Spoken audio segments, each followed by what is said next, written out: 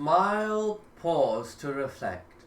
Another, and so that none of you should be arrogant and proud to another. Smile, pause to reflect.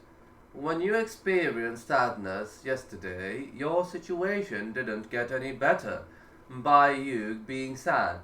Your son failed in school, and you became depressed. Yet, did your depression change the fact that he failed? Your father passed away, and you became downhearted. Yet, did that bring him back to life? You lost your business, and you became saddened. Did this change your situation by transforming losses into profits?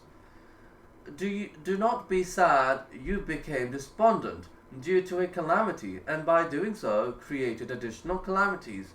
You became depressed because of poverty, and this only increased the bitterness of your situation, and became gloomy because of what your enemies said to you. And by entering into that mental state, you unwittingly helped them. In their attack against you, you became sullen because you expected a particular misfortune, and yet it never came to pass. Do not be sad, truly. A large mansion will not protect you from the effects of depression, and neither will a beautiful wife, abundant wealth, a high position, or brilliant children. Do not be sad. Sadness causes you to imagine poison, when you are really looking at pure water to see a cactus, when you are looking at a rose to see a barren desert, when you are looking at a lush garden and to feel that you are in an unbearable prison, when you are living on a vast and spacious earth. Do not be sad. You have 2 eyes, 2 ears, lips, 2 hands, 2 legs, and a tongue, a heart, peace, safety, and a healthy body. Then which of the blessings of your Lord will you both jinn and men deny?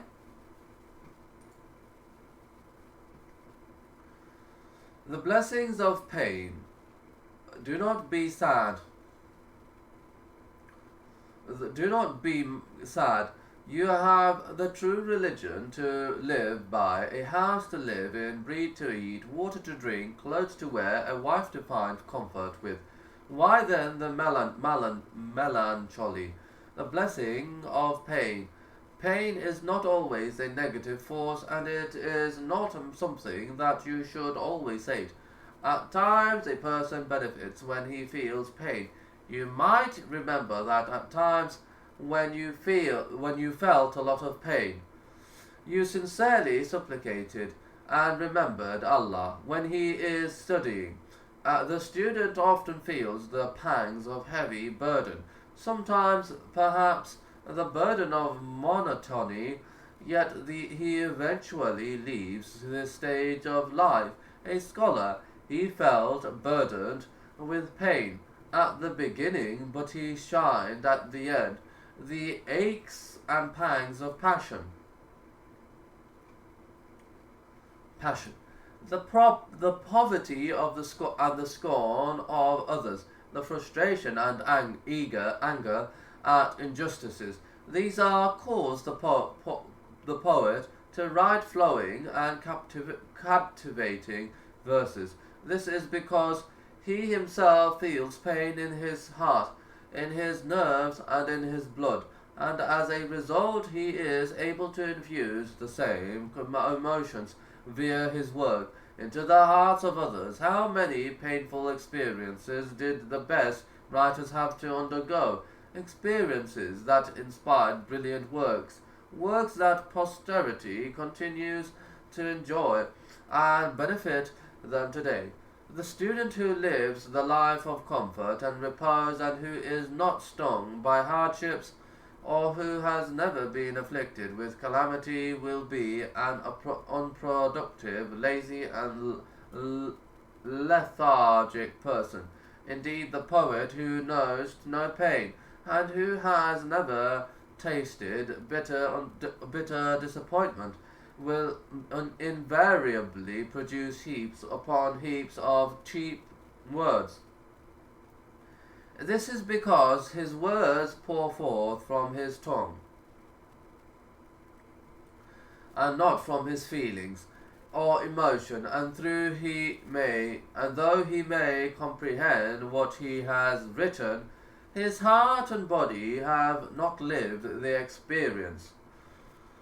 More worthy the blessing of pain, more worthy and relevant to the aforementioned examples are the lives of the early believers, who lived during the period of revelation, and who took part in the most important religious revolution that mankind has ever seen.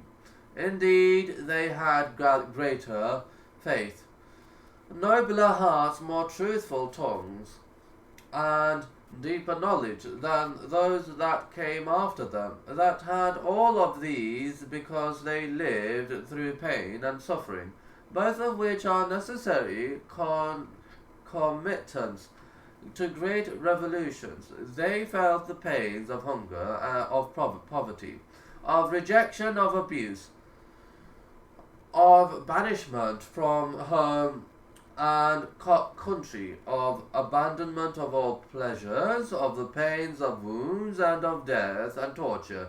They were in truth chosen ones, the elite of mankind. They were models of purity, nobleness, and sacrifice.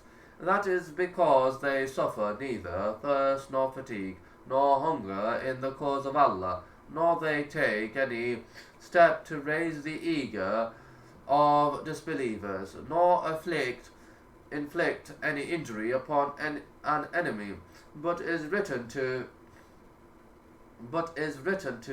their credit as a deed of righteousness. Surely Allah wastes not the reward of the doers of good. In the history of the world, there are those that have produced their greatest works due to the pain and the suffering that they experienced. Al-Mutanabi, when afflicted with a severe fever, wrote some of his best poetry with death, and that is when the latter produced some of his best poetry. The well-known line he spoke, roughly translated, is, "Verily, you are the sun, and the other kings are the stars. For when the sun rises, no star in the sky is visible." In fact, there are many examples of those that prospered and achieved as a result of the suffering they experienced. Therefore, do not become excessively anxious when you think of pain, and do not fear suffering. It might well be that through pain and suffering you will become stronger, and furthermore, for you to live with a burning and passionate heart that has been strong is purer.